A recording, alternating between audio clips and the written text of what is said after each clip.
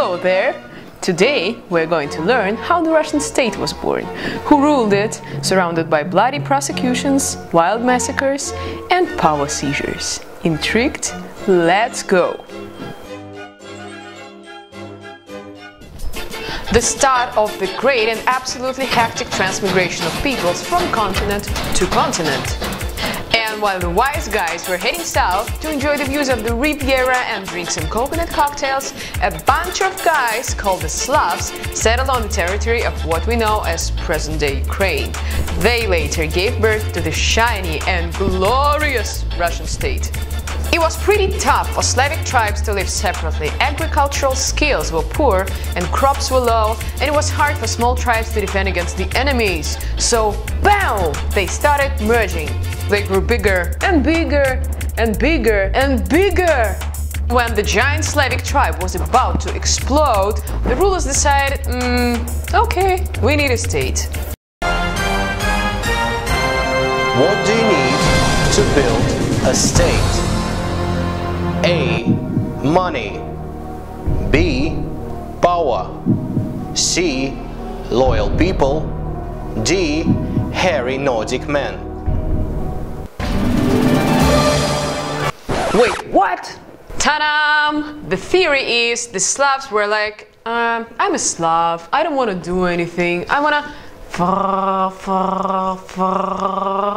When they decided they needed a state, for some reason they sent a letter to the tribe of Varangians or Varyaks, asking whether they had a spare king.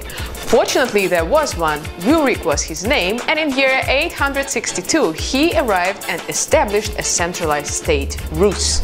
He brought his two brothers, Sinius and Truvor, with him and divided the land between them. Still, Rurik is quite a mystery, because some think he was Swedish, some think he was Danish, some think his origins were Slavic, and some don't care, because in 5,000 years we're all gonna die anyway. Anyhow, he eventually died, and his son Igor was too young to take the lead, and the power accumulated in the hands of Rurik's chief warrior Oleg.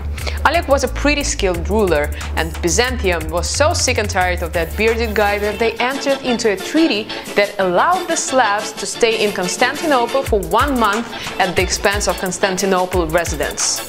That is how the all-inclusive system was born.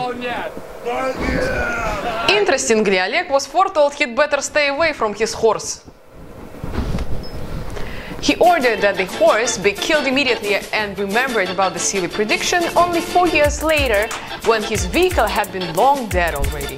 So, just to poke fun at his fortune tellers, Oleg approached the horse's remains and shouted, "What is there to be afraid of?" When all of a sudden a snake crawled out of the horse's skull, bit him, and he died. Pam pam! The next one in this fabulous queue was baby Prince Igor, son of Rurik, who wasn't exactly a baby anymore. Igor was less successful as a ruler than Oleg, plus he was super greedy. He conquered one of the tribes, the Drevlians, and his favorite hobby was collecting taxes.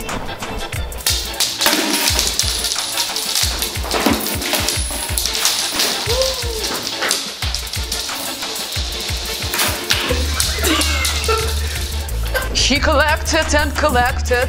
He wanted more and more taxes. You can feel it, right? We are approaching the moral of the story. Once, he collected his taxes and was heading home, but something, maybe his boundless greed, made him turn around and come back for more goodies. Infuriated, Drevlians demonstrated the pinnacle of the barbarian creativity. They found 2 fir trees, bent the treetops to the ground, tied Igor's left leg to one tree, his right leg to the other tree, and then they let him fly.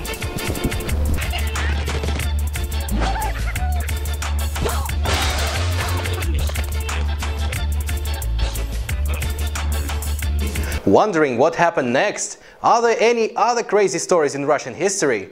Sure there are, so stay tuned to Bears and Vodka and we'll tell you more.